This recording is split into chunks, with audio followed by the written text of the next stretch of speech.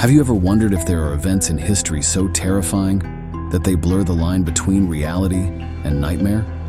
Events so unimaginable that they leave us questioning whether such horrors truly befell humankind?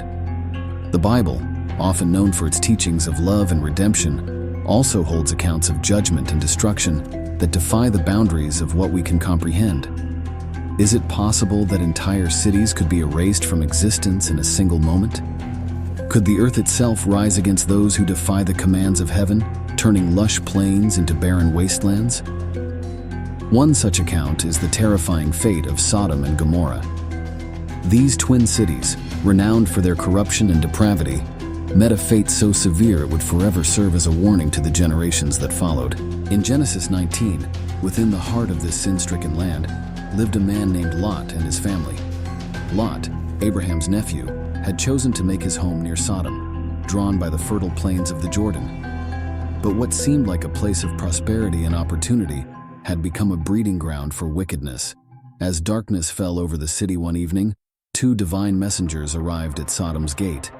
Lot, recognizing the danger they faced, hurried to meet them and bowed down before them.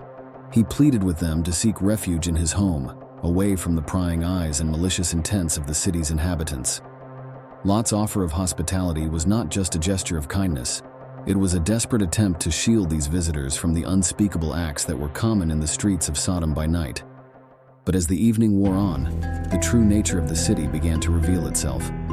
The men of Sodom, young and old, surrounded Lot's house, demanding to see the visitors, intent on doing them harm. Lot stepped outside, trembling as he faced the crowd. "Please, my brothers," he begged, "don't do this wicked thing." But his pleas fell on deaf ears. The mob grew restless, their shouts rising like the roar of a beast. The angels intervened, pulling Lot back into the house and striking the men outside with blindness, sending them into a chaotic frenzy. It was then that the angels revealed their purpose. They had come not just as visitors, but as harbingers of judgment. The city's wickedness had reached its limit, and the time for judgment had come.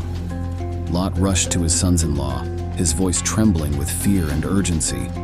But they laughed at him, dismissing his warnings as the ramblings of a madman.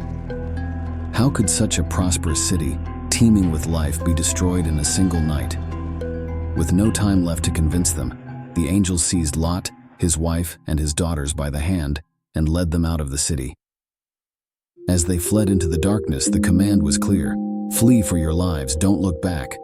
And as dawn began to break over the plains, the heavens themselves split open. The darkened sky above the plains of the Jordan suddenly split open.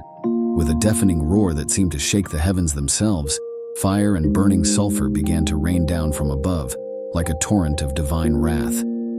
What must it have been like to stand there helpless, as the very sky turned against you? In mere moments, the streets that once bustled with activity were set ablaze. Towers and homes, once symbols of human pride, crumbled and melted in the heat. People ran in every direction, but there was nowhere to escape. Did the inhabitants of Sodom and Gomorrah have even a fleeting moment to comprehend the disaster that was unfolding?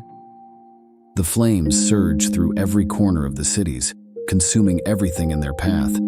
Every living thing, people, animals, and even the vegetation that clothed the land, was engulfed in an inferno beyond anything the mind could imagine. It was as if the very essence of hell itself had been unleashed upon the earth. The sky glowed with a hellish hue, casting an eerie light over the doomed land. The smell of sulfur and burning flesh choked the air, suffocating all who still struggled to draw breath.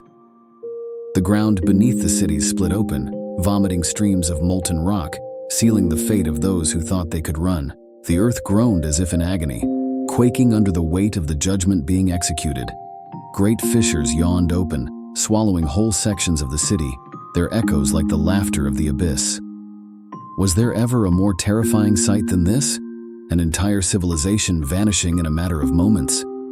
When the firestorm finally ceased, an eerie silence settled over the land.